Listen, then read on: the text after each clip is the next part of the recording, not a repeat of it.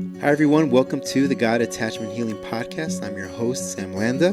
This podcast is dedicated to helping Christians who want to understand why they relate to God, themselves, and the church in the way that they do. I explore how our early childhood experiences with our parents influence how we relate.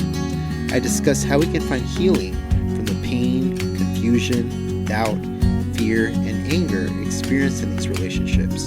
If you're interested in learning more about your attachment style and how to heal from the pains and struggles you've experienced, then this podcast is for you.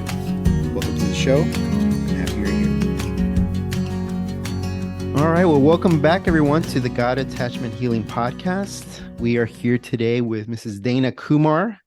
And Dayna, welcome to the show.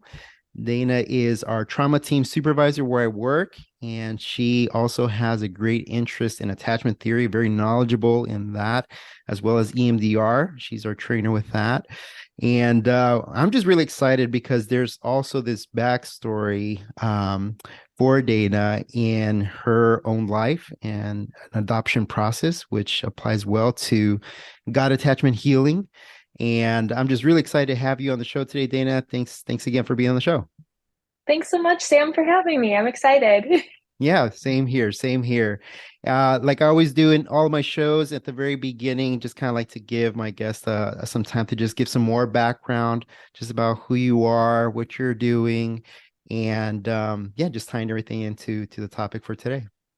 Of course. So I'm also a licensed professional counselor, have been practicing for over 15 years, specializing particularly in trauma and EMDR and then attachment theory. Now, I did all of these extra trainings and workshops and certification, and I couldn't even imagine how much I was going to use all of that in my personal life. So, Mm, um, we are a beautiful family that's blended through adoption. So I am a spouse of a husband who's adopted from India oh and wow. came over when he was 6 months old. He was adopted into an Indian family.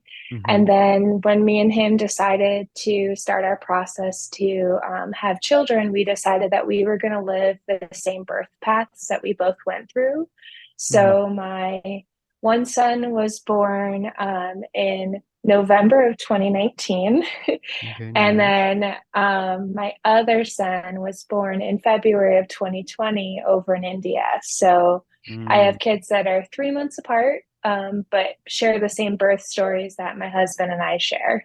Wow, that's awesome. I don't think I knew that part about your husband also being adopted. Yeah, So so it's adoption has always been a number one choice for us. It's been really beautiful to have mm-hmm. to be a parent that was able to birth a child and then to watch my husband grow in his own journey as a parent who's adopted and then adopted. Yeah, yeah, I can imagine. I can, and what was that like for you guys? Like talking about it? I mean, did it bring up stuff? I mean, we'll get into attachment theory in a little bit, but yeah, how was that whole process for you guys? When we met each other, I think it was like right in the moment when we decided we were, this is going to be the person I'm going to marry. And it was Mm-hmm. very clear to both of us that adoption was on the table from the beginning. Mm, So my husband, David, was very honest and open and said, I really want a child that lived the same journey I lived. And so mm, I love him. And I never, Sam, to be honest, thought that all of the things I did my whole entire career leading up to now would give me the footwork and like the ability to just have that empathy and strength to yeah. do this journey in my family. It's like someone somewhere was like, Dayna, you're going to do this work so that Mm-hmm. you can be the best version of being a mom for these children and then being a spouse to this husband that's going to work through a lot of healing in your family Mm-hmm. system. And Wow. that's the interesting part. So we do have one son that's adopted, and then I have a son that I was through birth uh, biologically, but our other son also lives a world of adoption because he doesn't know his grandparents in India, my husband's parents, right? Mm, So mm-hmm. our whole family is like a family of adoption.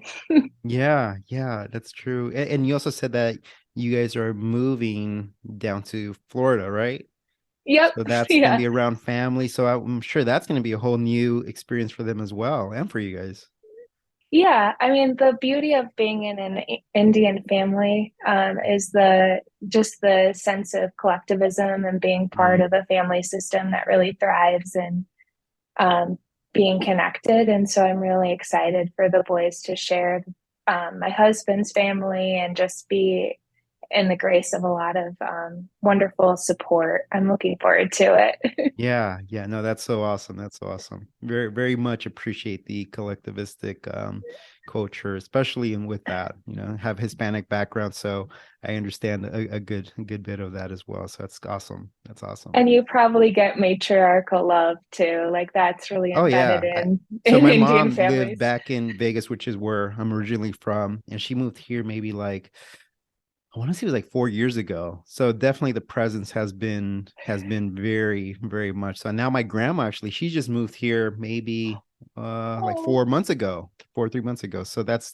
been really cool to see. So you do very much feel that. It's been great, you know. yeah. So your So kids get to be embraced in that maternal love too, just that presence of moms, yeah, that mom for momming everything. it's so cool to see. It really is. Especially as an adult, right? You just understand things differently as an adult. Now you're a parent, so you understand kind of what your parents went through, and then you see your grandparents. So it's just a whole line. There's a whole story behind all of Yeah. that. And yeah, I mean, I guess that leads right into, kind of this idea of attachment, how our parents attach to their parents, how we attach to our parents, and so on. So probably the audience will know a good bit of, or at least some of attachment theory. I actually thought more people knew what attachment theory was. But Uh-huh. from what I'm hearing from the audience is that, this is so cool. Like, I didn't know that I was anxious, or I didn't know that I was avoidant, or I didn't know that it was this or that. So it's really cool to kind of get that feedback, because I think we are starting kind of at that level. And yeah, so Dayna, this being an interest for both of us, like, what is attachment theory? So we can just kind of break it down and kind of work through the styles from there. Sure. So it all started with Bowlby, right? With the Mhm. monkeys. And I know it was our classic Psych 101 class, but it was, there was the wired monkey, and that monkey had food. And then there was a terry cloth monkey that was full of comfort. And they put, Bowlby decided to see where would the monkeys naturally go to? Would they go for food or would they go for comfort? And what Mm, he learned in his study was that the monkey was always going for comfort, the terry cloth, the comfort of the presence of a nurturing body, or a position where they could cuddle up and just kind of be secure in that. And so mhm. from there, that's where the groundwork of attachment theory started. And then I just think it's so amazing. But Mary Ainsworth, who started all the adaptation styles of attachment work, is from UVA and Yeah, yeah, not lived far from in here. Charlottesville. And when I was living in Charlottesville, had so many people surrounded that studied with Mary Ainsworth, and Really?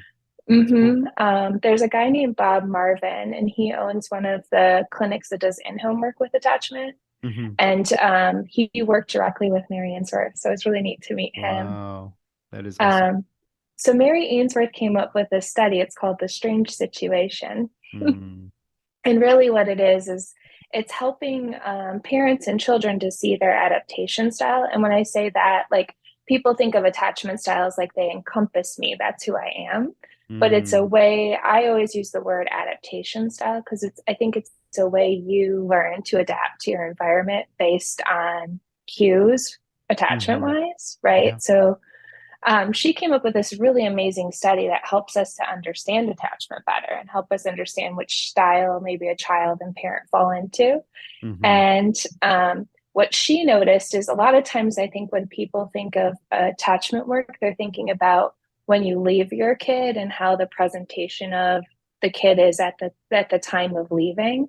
And actually, to understand Mm, attachment, it's at the time of reunification. yes. Yep. So it's like if I dropped my kids off at school and they were crying, that's a normal response. But if I pick my kids up from school, the way you're really looking at attachment is the moment you get back into the school, right? Hmm. Hmm. So are they crying? Are they not looking at me? Are they like, there's all these cues that she learned to understand the four types. So um, from there, she had created four attachment styles, and there's secure, and Mhm. there's anxious ambivalent, Mhm. there's avoidant, and then there's one that's called disorganized. Mhm.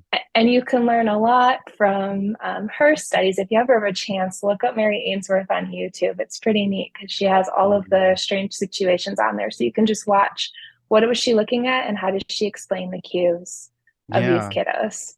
It really is. It really is a great study, and it really is cool to see in action, right? Because the kids they respond almost immediately. But this reminds me, like you mentioned the idea of dropping off kids at school or at the church nursery or whatever the case is.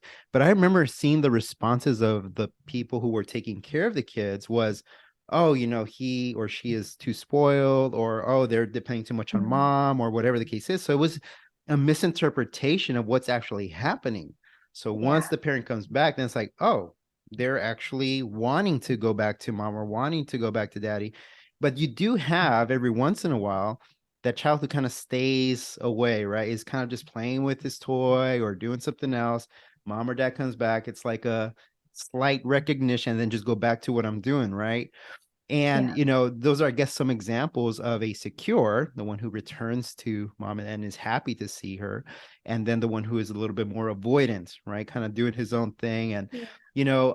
I think one of the things that I always think about when we're talking about attachment is, how do parents feel when they figure out, oh, what if my kid is doing that? Right? What if my kid is just kind of isolating himself and never responsive when I come back? Like, how do we cope with that? I think because we know attachment, I have been hyper aware of how my boys are whenever that happens. So I'm like, oh, is that consistent? Is that not consistent? Is it just today? Or are they having a bad day? So we over evaluate maybe a situation. But what's a good word of encouragement, I guess, for parents who are hearing this and are wondering, oh, am I doing something wrong? Because I think already as parents we question our abilities and ourselves a lot. So yeah, what do you have to say there for those who are trying to understand attachment? I am laughing in my head because when I first brought my son home, I was looking for all the adaptation styles and I Mm, was like, is he disorganized? Oh my gosh, is he mm, anxious? Is he avoidant? And my friend, who is a colleague and therapist, said, Dayna, what if he's balancing out two attachment styles? What if he has mm, a moment where he does have security with you? And then there's a moment where maybe there's something else going on. mm-hmm, And what if you mm. just breathe a moment in the secure times so that you can work through the other times?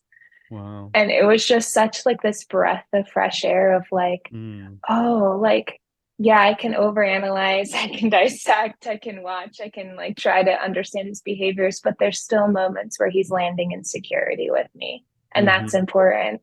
Yeah, yeah, it really is. And just as parents in general, we're already critiquing ourselves pretty harshly.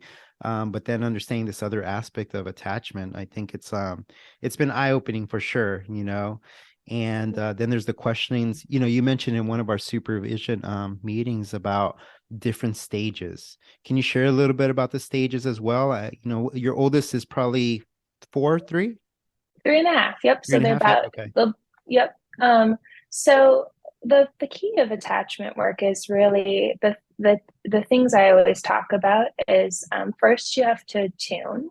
So you have to attune to your child's needs. And what that means is really just getting down and meeting them emotionally where they're at. Mm, And with attunement comes regulation, right? So mm, and when I think about parent child, it's co regulating because yep. small kids can't regulate their systems. And when I say systems, I mean their nervous systems. Hmm. And so we're really talking about how do we co regulate? How do we regulate to help our kids? And so my friend explained it as if there's a bridge. Like imagine a bridge from your head to your child's head that's Mm, bridging a sense of co regulation or that brain to brain connection that we need so that they're feeling regulated. And there's two forms of regulation. So people are like, what do you mean by co-regulating, right? mm, There's two forms. One's called down regulating. So when kids are anxious or worried or crying. My son doesn't have the typical crying, or like he's just looks like he's bebopping, jumping all over the place. But Mm. that's my cue of like he needs some down regulation. So that's like more of that like singing and swishing and like patting their arms, getting down to their eye Mm. level with your eyes, looking at them very lovingly, saying, "We're going to be okay. Everything's going to be fine." Just slowing them down, slowing your body down to down regulate. And Mm. then there's the up regulation, right? So I always explain it very classic, and I know you'll giggle when you hear this, but toddlers love to do this thing called the wet noodle. That's what I call it, Mhm. where they're like, body just decides that it's not going to move and flops down to the ground like a wet noodle. Yeah. Yeah. Then you're like, I can't pick them up because I have to learn. Yeah. Then That's you're like, hilarious. Every I've got kid. to get you to It's the an car. Yeah, yeah, every kid. it looks like a wet noodle, does it not? Like they just kind of flop on down. Oh And yeah. so that's when we're talking about up regulation. How do we get the Mm. system to up regulate to get them to the car? So that's when we're doing a lot of the marching and the singing and Yeah. the, you know, our my sons love that "We Are the Dinosaurs" marching song. So we Mhm, march to mhm. get to the car. When I'm like, we just gotta march like dinosaurs to just distract and get his body to be calm through the up regulation. Mm. So when we're talking about attachment, we're talking about attunement and co-regulation. Mhm. Also, with attachment, we're talking about stages and phases of parenting. So, birth Mm. to three, kids hit a lot of different stages. There's a lot of stuff going on in those stages. Yeah. And for kids through adoption, or maybe kids who experienced a significant trauma, like a loss of someone or a grief that happened, some of the stages and phases might have gotten missed. So oftentimes you have to go back and reparent those. So that's Mm. another part of attachment work, is how do I co-regulate and attune to the stages and phases as we're parenting. Mhm. Yeah, and I think one point there too, Dana, there's the aspect too of self-regulation for us as the parents, right? Because I think that's where maybe parents feel a little bit more like, okay, we're talking about co-regulation, but if there isn't that self-regulation, that co-regulation probably won't make a lot of sense, or you'll feel like a fish out of water, right? Like I've tried this and it's not working for me. Well, let's go to the self-regulation piece. If we can get that down, then we can start moving towards co-regulation. And yeah, so there's that aspect as well. There's culture, there's how was I parented. It's very easy to go back to how we were parented and try to apply that. So yeah, how do we help people get to the self-regulation piece first so that they can move into co-regulation? That is so beautiful. So I come from a family when things are elevated that they tend to yell. Mm. So innately, I know that there might be a part of me that might yell. I haven't. Mm. Sometimes I know I'm going to fall into it. So I have to do a lot to be like, we're not doing that today. Mm. Or it's an internal So, one. Right. yeah, Ah, it's just there. or if I actually really do have to yell, I might find a way to do that because it Hmm. maybe my body needs to release it. So, in our house, because I have two 3-year-olds, I Mm. created this. It's called a calming basket. Oh, call me what? A basket. Oh, A cal- basket. Hmm. it's a giant basket that holds blankets that's in our living room. And if Mm. I know I need to be co-regulated to figure out my parenting intervention, our Hmm. sons will go, I call it the calming basket. I tell them, take a seat in the calming basket. And I taught them to take a breath. So I could go around the corner or into like a space where I can kind of still see them. So I can take my breath and Mm. like really get my nervous system to calm down. So Yeah. then I can say, okay, I know they're safe in the basket. I know everything's okay, but I need to go and just get a breath so I can decide what I'm going to do next. Otherwise, I never Mm. want to act on like impulsive decisions, because that's when we're taking things away or we're yelling, or maybe we're not Mm. parenting the stage or the phase that maybe we're more reactive to a Guilty. Yeah. behavior. Yeah, I Yeah. still am too. But I really think that like it's really that, how do I know that my kids are okay and I can go around the corner or go somewhere else to get my breath in and then get my game planned in check of what was my next move, right? Mm-hmm. Mm-hmm. And that's what I talk about when I think about self-regulation. And then I know a lot of like adults that I work with that are parents that have Mm-hmm. really hard childhoods. It's really helping them to find compassion for that part of themselves that might have that Mm. impulse, right? Yeah. Yeah. There's an awareness component to that too, right? Like there's an awareness of certain triggers or behaviors or sounds or something that if we're aware of, then we can also kind of prepare for it, right? Mentally, emotionally, physically, even to be able to regulate during those times as well. There's some days that are going to be super busy and it might be hectic. So in mentally preparing for, okay, take some deep breaths. Deep breaths work for me. I really enjoy doing the deep breaths and then just kind of jumping into whatever the day might have. But yeah, that's a really good piece there for I think parents to catch on, and that it takes time too, right? Because you're Mhm. going against what you've done maybe all your life until you had kids. Maybe it changed Yeah. a little bit in relationships, and also as we see in attachment styles, is that certain attachment styles trigger something inside of us that makes us adapt to the situation, right? So it's also who do we surround ourselves with as well. So I think parents finding other self-regulated parents is a good idea, right? Yeah. Yeah. Well, and I don't know about what your attachment style is, but my attachment style tends to be I'm going to do this all myself and I got it. Yep, yep. Which in Mm, school and academic and professional mm. success, great. Parenting, absolutely not. You Yeah. can't do it all alone. Oh So, yeah. like, I have to be aware of times when I like consciously be aware of like I really do need to tag someone in so I can tag out, right? Hmm. Hmm. And I think that's a hard skill as a parent is like sometimes there's days where you're feeling really tired and things are overwhelming, but you have to learn that skill of like, I need to tag in my partner. I need to tag in my neighbor. I need to tag in this maternal love that I'm surrounding myself in because I Mm. can't do it all alone. Yeah, no, that's exactly right.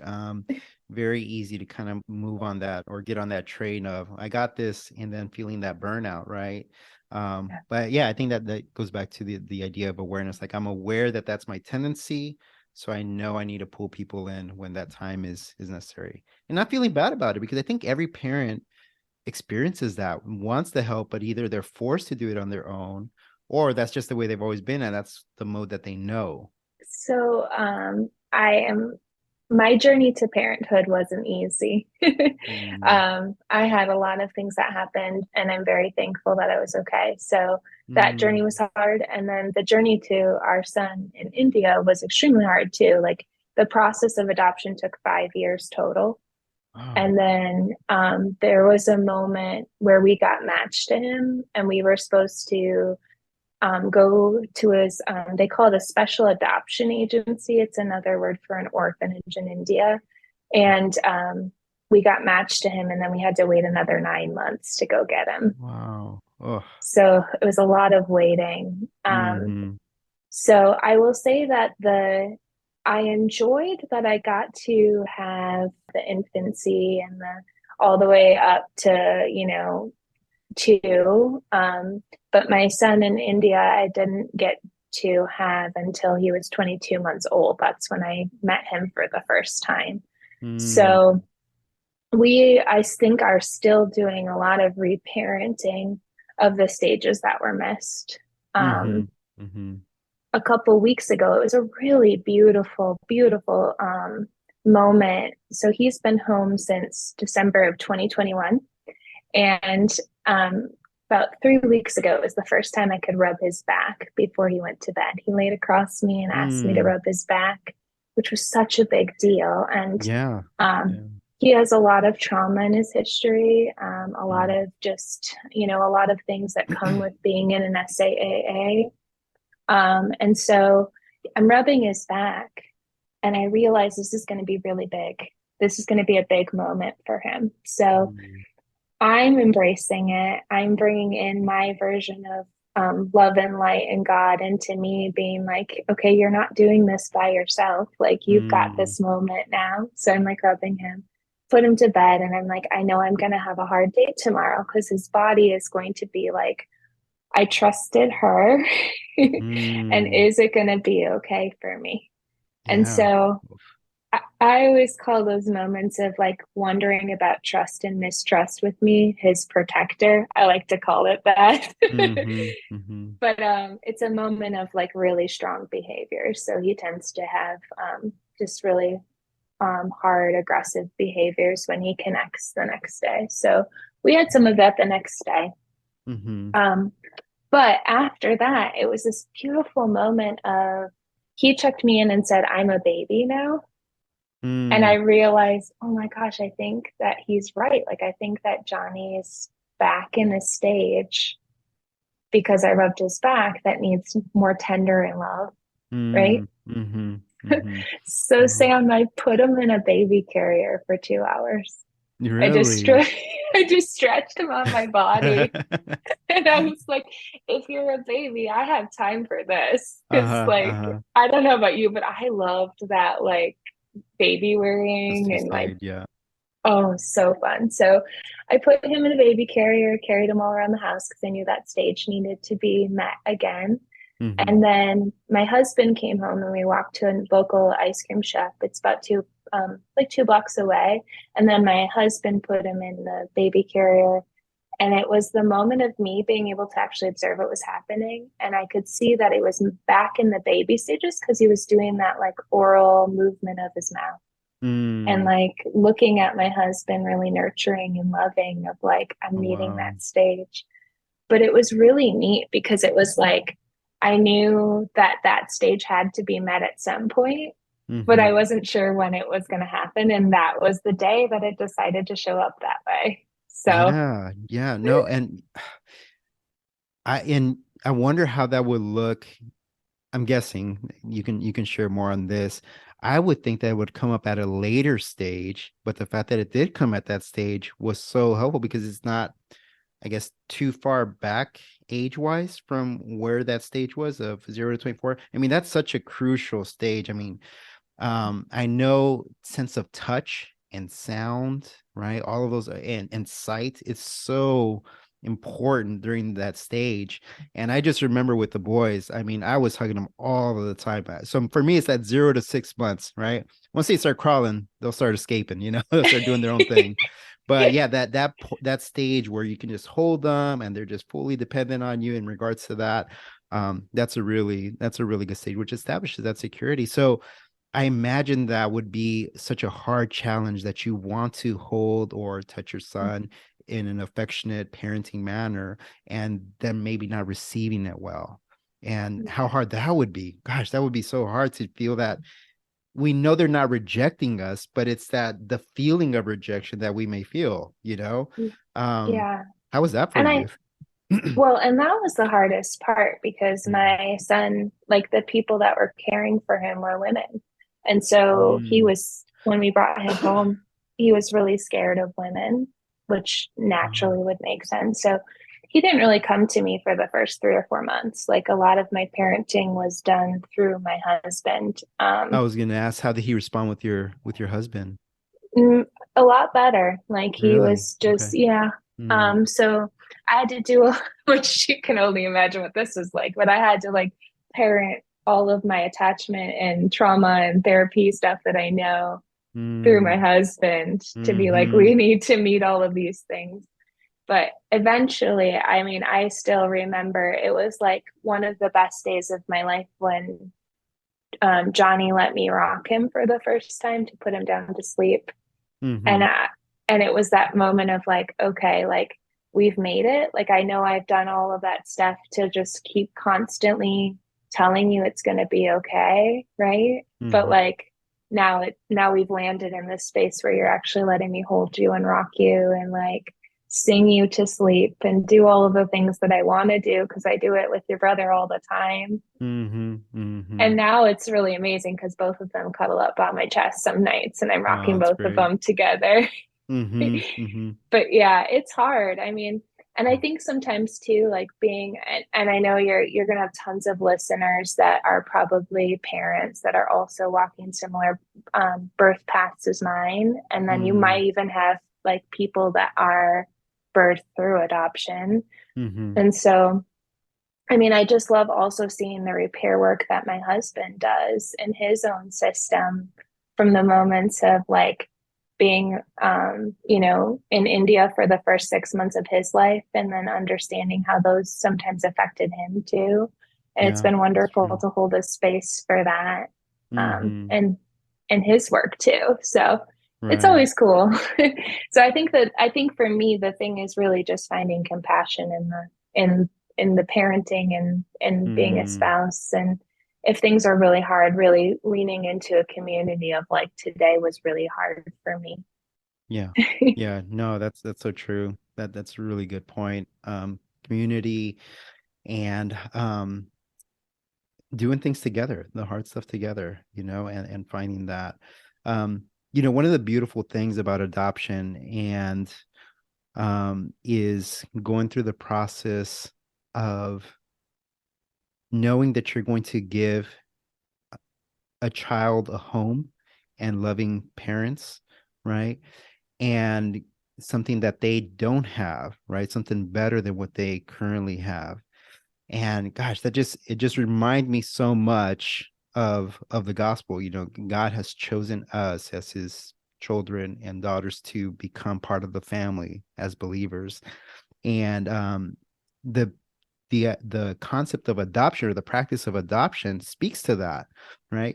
Now, what were some of the challenges that you went through in the adoption process? Because you do have, and correct me if I'm wrong, this is just from what I know or hear, like you have some choice in the adoption process, but again, things change. Either you have to wait longer or something else happens. Like how much choice, I guess, do you have in that process? Because this is a real important point in regards to speaking about the gospel, because God chooses us and he knows us beforehand. So as a parent going through the adoption process, you are choosing, but what does that process look like, or what did it look like for you guys? It was really hard. And the concept of choice, like I tend to be someone who likes to have choice and control. And with Mm, adoption, that's just you kind of have to let it go to the side because really? Mm, mhm, like you just don't know when the right child's going to come for your family system. They mm, send a lot of referrals throughout the process, but you kind of give like this is what we need, this is what our family needs. mm, India was really specific. They changed this, but at the time you could only adopt in birth order. So that meant that our son mm. Johnny had to be younger than Caleb. So like we couldn't adopt anyone that was older than Caleb. So that They was start kind from of the something. youngest, younger. Yep. So Oh, okay. So they want, which I they just wanted you to follow suit in birth order. So they Okay. changed the rule. I just learned this from someone recently, but it was at the time I we had to wait to till a baby was, placed into an SAA for or nursery for us.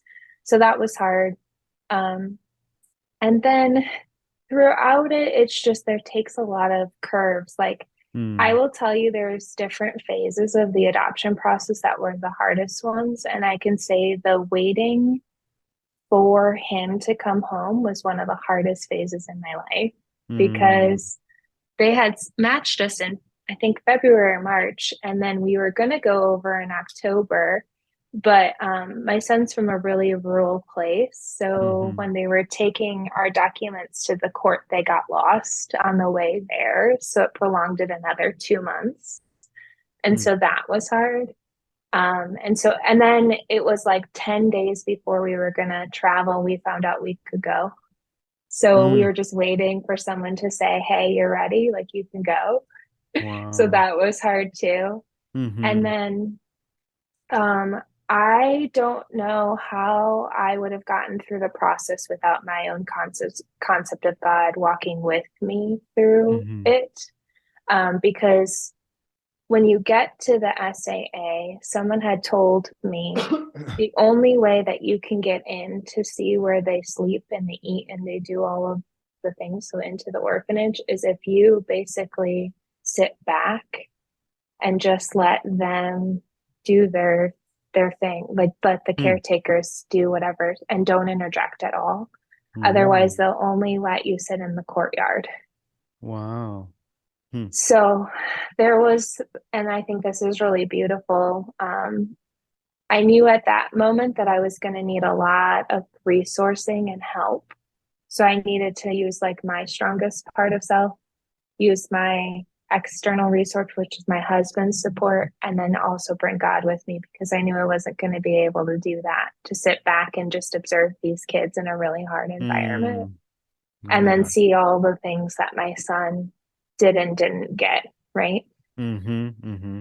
No, And that. so that was the hardest part, I think, of that part in India was just basically just sitting back and having to just observe and just be there and get as much information as I could so that when I got home, I could put it all together to be like, oh, that's right, they did this, or oh, they didn't do this, or Mm-hmm. this is how, you know? Yeah, yeah. So you really challenge yourself in regards to the choice and control portions, pieces of life, huh? That's Yeah, big. Yeah. it was so big. And then sitting in like the Indian courtroom itself, like, Mm-hmm. um, I was able to rock him and get him to fall asleep on me. So he slept on me for an hour while we were in court, which was one of the best moments of my life. Mm. Um, but then you're in this courtroom and they're asking you everything about you and when you can go and the judge decides if you get to leave that day or when you can leave. And so that was hard too, just sitting there being like, I hope they let us go. Like I hope we can go Mm. today. And then, and then we're sitting in another room as we're signing all our paperwork, and there's like a long table full of lawyers just sitting all around you. And you're just like, this is an interesting environment in itself. So it was just Mm. like every phase of it. I feel like even, I know people talk a lot about the back, like bringing home their kids and how hard it was, but I thought that every single like phase of the adoption had its own hard, if that makes sense. Yeah. No, I can definitely see that. I mean, just the way, like you said, just the waiting period in general. I mean, that's already, I don't know, 70, at least for me, 75, 80% of the battle would have just been the waiting part, because we don't Yeah. not good at waiting. But seeing the end result, I guess, or the process and maybe appreciating now the moments a lot more, knowing and understanding that process because it was so difficult. You can see. Yeah. Yeah. And I'll never forget like sitting in the orphanage and there was one singular window and it was on to the right of me. And I'm sitting there and I had made it in and I was watching and I was sitting next to a really loving, amazing caretaker. I enjoyed her. She was Mm. sweet. I Mm-hmm. felt I felt for her too. Like that was another thing I was like, I'm gonna find compassion in all the people here because I know this isn't easy for anyone that's living here or probably having to like care for in the way that they are. Because it was two caretakers for 20 something kids. That's a lot of kids to Mm. care for. And so Yeah. I like Wow. remember sitting next to her and there's one singular window, and all of a sudden, this just bright light comes in through the window. And I was like, you're not doing this alone. You're going to be Mm-hmm. okay. Like, you're supported and you're going to be okay. And then I just like sat and basked in the light to just be like, we're going to make it. It's going to be okay. Mm-hmm. Mm-hmm. And it was Yeah. really beautiful. Oh yeah, yeah, I can imagine. Now, did you meet also with other people who have gone through the adoption process as well? Or do you know people who have gone through that process and did that help as well? Yeah, so I was really fortunate to join this Facebook group where it Okay. was just Indian adoption specific. And then before I Mm, went, I met six other like parents through adoption who went to the same orphanage as we did.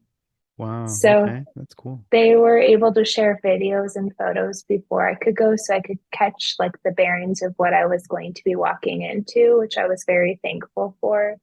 Um, because going to rural India into an orphanage is an experience in itself, and then picking up your child is another experience within that, right? So Mm-hmm, mm-hmm, I was very thankful that I had them. And then they were cheering me on the whole way while I was there, sending me messages telling me that they loved me and that we were going to be okay. And if we needed anything, and then like normalizing some of the things I was feeling, which I love.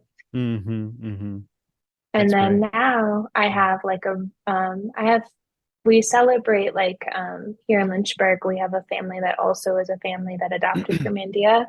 And so we celebrate the big Indian holidays with them. So we celebrate Diwali and Holi and Mm, spend time with them. So, and she's become one of my best friends, definitely one of my closest mom friends, because we've mm-hmm. walked this together. So it's been really nice. Yeah, yeah, there is something about that. There's something about doing very specific journeys like that together, and feeling that support, that comfort. It's really, really powerful. And again, just the whole concept and the process of adoption ties so well just into the gospel. And this being a Christian podcast, I always like to remind the listeners of how God predestined us to himself as sons through Jesus Christ according to the purposes of his will. He has a will, he has a reason for why he's done that. And he says in 1 John 3:1, see what kind of love the Father has given us, that we should be called children of God, and so we are. The reason why the world does not know us is that it did not know him. So again, this whole process of concept of adoption is that God chooses us, and that we, as we receive him, then we're able to have that fellowship and relationship with him. So as you shared your story, I was making all these different connections, and it's just a beautiful process, Dayna. And so thankful that you were willing to share what that journey has been like. I know this is going to bless a lot of people, because you're right. I think even a lot of people don't talk about um, the process of loss, right? Of losing. I know that. I think what was the number? You might know this number. What's the number of um miscarriages? I think it's like 1 out of 4, 1 out of 5. 1 out of 4. That's right. Yeah, That one out of sounds four. about right. And so it's not talked about a lot. So when that happens, then the other option becomes adoption, right? Or fostering. So I Mm-hmm. think for other families out there who are hearing this story and seeing what the process looks like, and hearing about attachment and making these connections to their relationship with God, I think all of this will be a blessing for them. And yeah, I just thank you so much for sharing your story and being on the podcast. Of But course. yeah, do you have any final thoughts before we kind of close out today? Yeah. So when I think about the gospel and what you had said around like God's choice choosing love, um, Mhm. that was the light. That was the light that was coming in the window. Like I knew it. And I don't know if I told you this, Sam, but before I had my son, Caleb, I had a near death experience. Mm, And so ever since then, it's like that light comes with me. And when it resonates, it's like, I know you, you're here. Thank you. mm, Thank you for mhm, showing up. And so for me, it was just that moment of like, I knew I wasn't walking this alone. mm. That's good. And now, oftentimes, I sit back and I just see the way the boys interact. They are they are 3 months apart, but they are the exact same height and the exact same size. Yeah. How does Yeah. that happen, right? And so I just Mm, watch them and I'm like, I know for sure that they were supposed to be brothers. And mm, I know for sure that this was how our family was supposed to form. And yes, we've walked through a journey that might have had grief and loss and heartaches throughout it. But like I just sit back now and I'm like, we made it. Like yeah. this is what our family was supposed to look like. Hmm. Yeah. And I love seeing that brother to brother bond, right? It's Yeah. it's really great. I have 3 boys. The first two are really close, but now the youngest is getting close to the oldest, the middle and the youngest always fighting. It is what it is type of thing. But I know that as they get older, as probably we've seen with our families, like there's all that fighting during young childhood years, teenage years, and then as adults, you just appreciate each other in a much different way, you know. So I know they'll definitely appreciate that as they continue to grow together. But yeah, Dayna, thank you again for doing the podcast. It was Thank great you, having you Sam. on, and I know people will be blessed by tuning in for this one. And yeah, so for those of you guys again who are listening, please leave a review. And again, that just kind of helps get the word out there for each of these episodes. And yeah, hope you can tune in next time. All right. Thank you. Thanks, Sam.